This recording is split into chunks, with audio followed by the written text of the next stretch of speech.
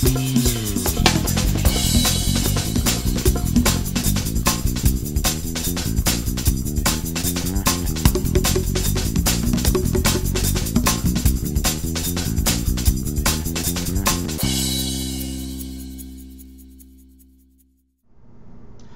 I'm Dr. Mike, and welcome to Nfgeeks. Well, this video is a Shakespeare Week video, and the topic of this video is King Lear. And boy, what a depressing tragedy this is. I have to say, King Lear had a very, very deep, horrible impact on me this time around. Really worse than Othello. Othello just left me empty, but King Lear brought me way, way down, and I'm not surprised that King Lear was written when Shakespeare was probably around my age. In other words, he was a middle-aged man when he wrote King Lear, because it's in your middle-aged years as a man is when you start thinking about being disillusioned by life and relationships and people, and then the madness that ensues because of that disillusionment. And that's really, you know, some of the things that King Lear is about. It's about being disillusioned in relationships and how that leads to madness, and what is the nature of reality in terms of human relations. You know, about the relationship of good and evil. Is there good? Is there any good in the universe? You know, he asks the very deep, existential, painful questions, and because they all relate to emotions and sanity and relationships and loving relationships and loss, it really speaks to an NF existential crisis that NFs have, especially at my age. So it really sort of, you know, connected with me in that way. I could see that why this play came up when it came up, you know. And it's really also, it's very traumatizing. Everyone at the end of the play who survives, and that's not a long list, but there's basically two types of people in King Lear: characters that die and characters that end up with PTSD at the end. That's the two types of characters you get at the end of King Lear. And so what brings this all about? What brings about this sort of this point, is really about how relationships and your view of relationships lead to your own madness and your own disillusionment. And boy, what an NF thing to say, to think about. You know, I felt the NF-ness in King Lear very, very strongly this time around, very, very, very strongly, because I'm at the same age, more or less, of Shakespeare. But you know, I really could feel it, because here's what goes on. King Lear wants this ridiculous, foolish arrangement with his daughters, this very totally unrealistic relationship, and it really and that's something to think about, gang. What is the cause of our demise, of being hurt in relationships and being disillusioned in relationships and then being disillusioned with life by breaking down? What is the first step? The first step is having foolish, unrealistic views about what our relations should be with others. Okay, and not seeing them for what they are, not seeing people for who they are, and not seeing ourselves for what we are and what we're trying to do. Okay, King Lear starts to play. Basically, he wants to retire from being king, but he doesn't want to give up any of the pleasantries or the goodies or the power. He wants to give up the responsibilities. He doesn't want any of the responsibility of being king anymore, but he wants to have all of the power of being king, and all of the prestige, and all of the attention, and that's unrealistic. Okay, he's starting off the play with this totally unrealistic, foolish plan of how to relate, and really, it's what a wonderful NF insight on Shakespeare's part, because what's the insight? That what starts us off wrong? Wanting to have a relation where we get all of the goodies and all of the good stuff and all of the happy stuff, and we want none of the bad stuff, none of the responsibilities, none of the negative consequences. And that's our plan. Our plan is to go into a situation with people where we get all the benefit, all the goodies, none of the bad things. And that's really just ridiculous, and is really very much foolish and delusional in and of itself, okay, immature, and it leads to all of his problems, okay? And why is that? Because once the two evil daughters, Goneril and Regan, get the power, the responsibilities, they also seize the power. You know, power corrupts them immediately. They don't have the same idealized view of him that he wants them to have. you know. And that's another thing too that's very NF and it hits too close to home, I think, for everybody. And that is that idealized relationship love that you want so badly, that treatment you want badly, is from the people closest to you. I mean, King Lear's position is that, well, it's my daughters, of course, I'm their father, they're going to do this, but they don't. Just because they're family doesn't mean that they're going to be good to you and be good people, even though, ideally they should. And that's part of the problem. He in order for his cockamamie plan to work, he has to have these idealized views of his daughters, of people, to live up to these expectations, so that they will treat him with all the power and respect or whatever, and at the same time just naturally take on all the responsibility. And that's not what happens. They become totally corrupt right away, like immediately. In fact, one of the first things that happens is that the daughters placate him. Upon hearing this plan, they obviously see an opportunity for power and land or whatever, and he wants to hear how much they love him, and they pour it on. They tell him exactly what they want to hear. He needs an idealized versions of the daughters for this plan of his to work. Okay, in his mind, it's not only the plan idealized, but they have to be ideal. And they sort of intuitively know this Machiavellianly, and they act on it, and they say that, and they immediately, start acting as if they're idealists, all these wonderful things. The one daughter that does it, the youngest one, the one that truly loves him, Cordelia, doesn't say those things, and she is immediately banished. And it's funny because that's what we do, she's immediately banished because she basically holds a mirror up to this whole problem with him and his idealized relationships that he wants to have in order to have all the benefits and none of the responsibilities, and and that it's completely terrible and this is not right and it's going to completely fall apart. She doesn't validate any of this, and of course he can't take it because he wants to have this idealized thing. He wants to have all the goodies, and he wants to have none of the responsibility, and he wants to have these perfect daughters who are going to take these perfect responsibilities. So the person who's telling him the truth gets rid of her right away, even though she's the one that actually truly loves him, loves him very much. And it made me wonder, wonder what type, is she an INFJ or an ENFP? Is one thing I was thinking about with Cordelia. Which is she? And I think I lean more towards INFJ than ENFP because I think, she's pressed into feeling something she doesn't want to feel, and INFJs hate that. INFJs hate when there's an expectation of feeling that's supposed to come from them. They don't buy into that at all. And granted, ENFPs really don't either, but ENFPs would be vocal right from the beginning about how stupid this is. You wouldn't have to ask. If Cordelia was an ENFP, you wouldn't have to ask Cordelia, how do you feel about me and what do you think about this plan? It'd already be coming out like, this is stupid, and that doesn't happen. So, it's pressed, and then from being pressed to force a feeling out, the wisdom of the folly of the plan and how this is all bad comes out. So I think Cordelia is an INFJ. And of course nobody listens to Cordelia. That's another thing. It's a very INFJ. She says straight up this is a terrible thing.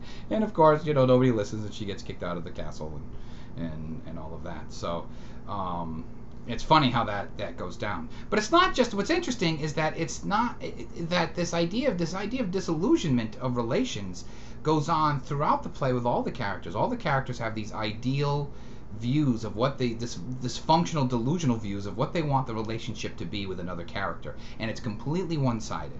They want all of the benefits, the glory, the goodies, the love, the sex, whatever. They want everything for themselves. They want none of the consequences, the negativeness, and because of that they idealize what's going on with the other person. Okay, in other words, it's because for that relationship to be that lopsided, the other person has to be sort of angelic or perfect or whatever, and they do this. Or the opposite happens, they completely demonize the other person. Okay, Cordelia, for most part, in the beginning, gets demonized a lot because for this whole plan to work out in people's minds, even the destruction of King Lear or whatever, it has to be, she has to be a demon. Because one of the things that happens is that, King Lear gets the daughters reject him, obviously, you know, because they go for the power grab, and he ends up going out into the wilderness, into the storm, and goes crazy, becomes mad. And that is what happens when we have this idealized view of love and relationships with people, and you know, and granted it's lopsided and stupid, but we have this idealized view of them too, and it doesn't come out, you know, the two things don't connect. The ideal relationship we want and the reality we don't want, you know, there's this massive dissociative disconnect. We go crazy, and that's what happens with King Lear. He goes crazy, but he can't let go of the craziness for the longest time because he's still trapped in the ideal.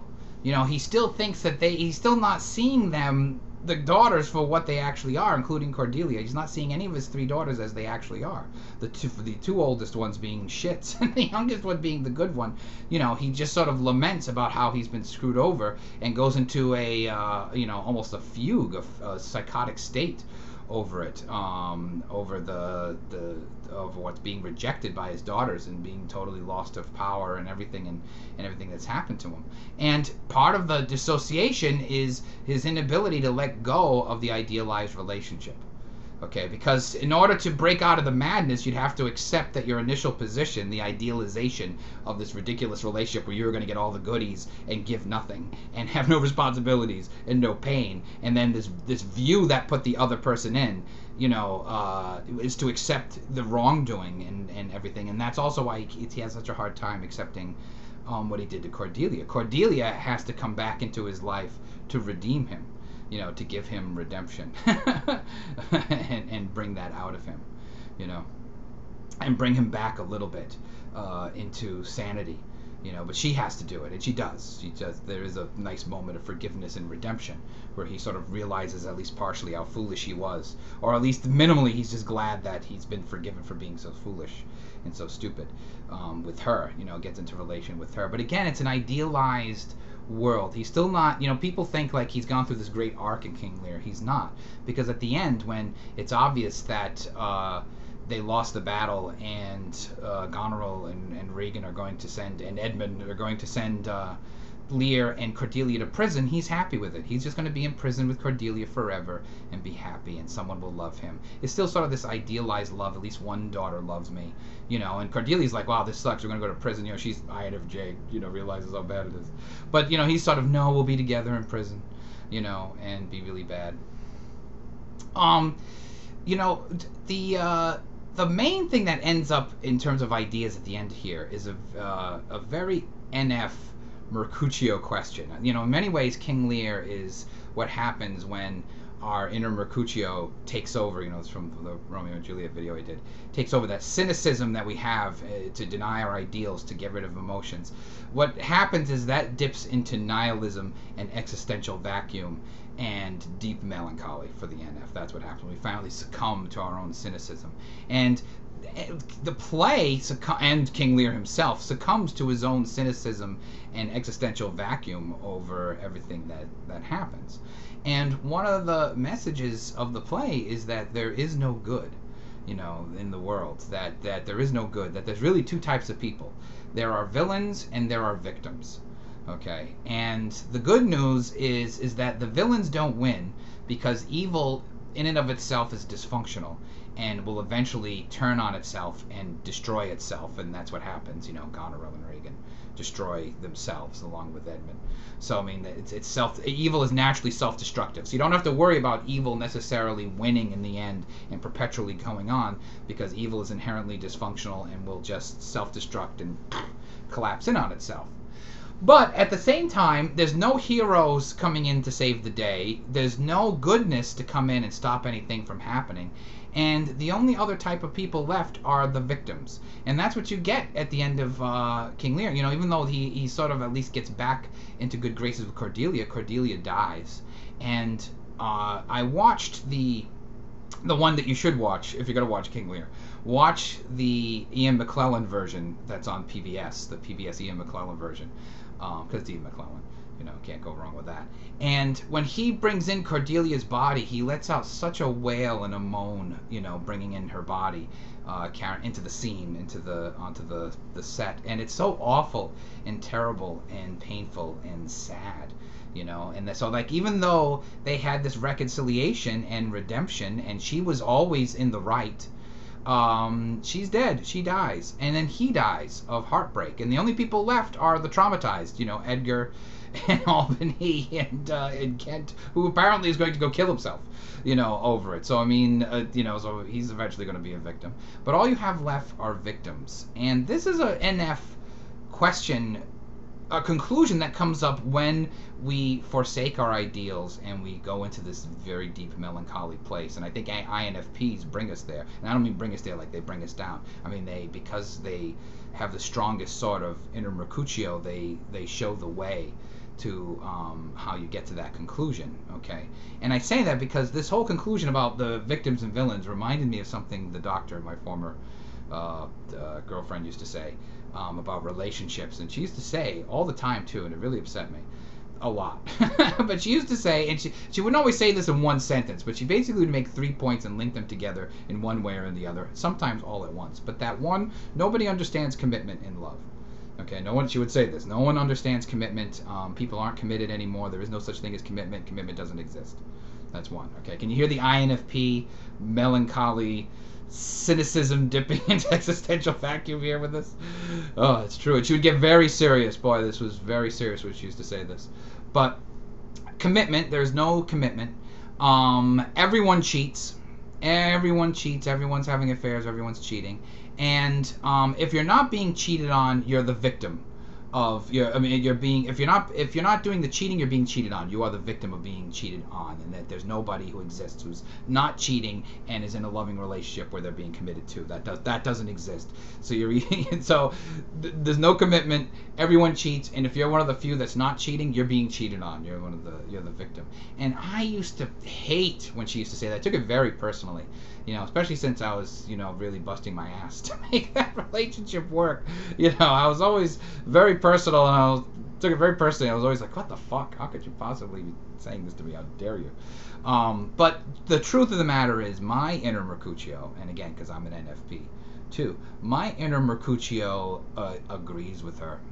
That's the truth. And even Nfgeeks, I've seen this, meaning that, a lot of people send me messages about their relationship woes and their difficulties, and and it does seem there's only two types of people: the cheating and the cheated on.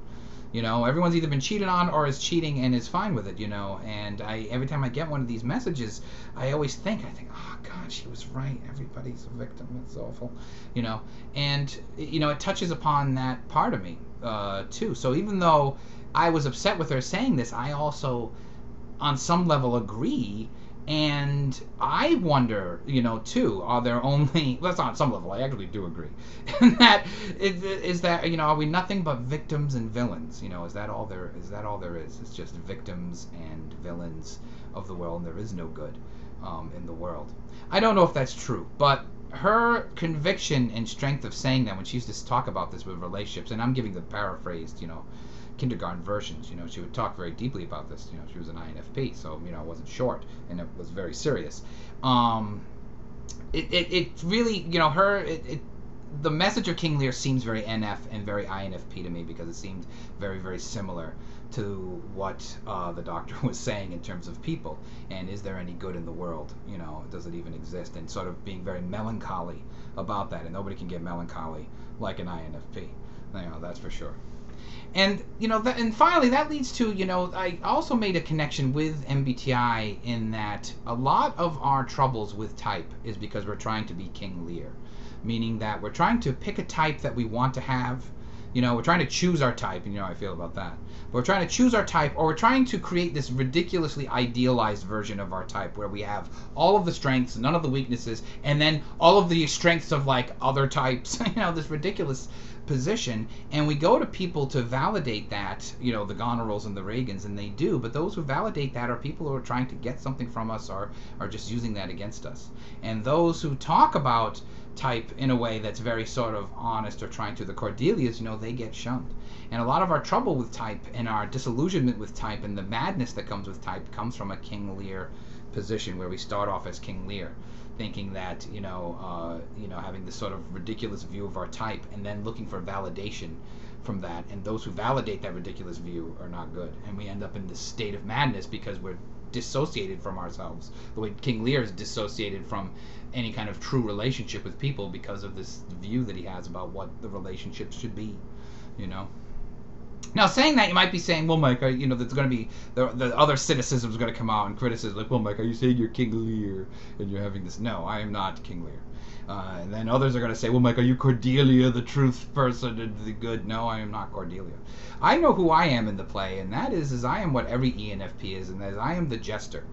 Okay, the greatest archetype for ENFP is the jester or the fool, the person who sort of acts like they're crazy, but actually is trying to make a greater point out of the craziness, either comically or not so comically, but there's always a method and a message behind the madness. I only knew one other ENFP who really understood that strength of that archetype and how that relates to ENFP as a very positive power and as a force and whatever, you know. And so I am not Cordelia and I am not King Lear. I am the jester pointing all this out. That's what I am doing to the King Lears. You're King Lear. I'm not King Lear. I'm the jester. Interestingly, you know, the jester disappears in King Lear midway through by Act 3, and people wonder why that is. One of the things is probably that it was practical. The actor that played the fool probably had to play someone else later in the play.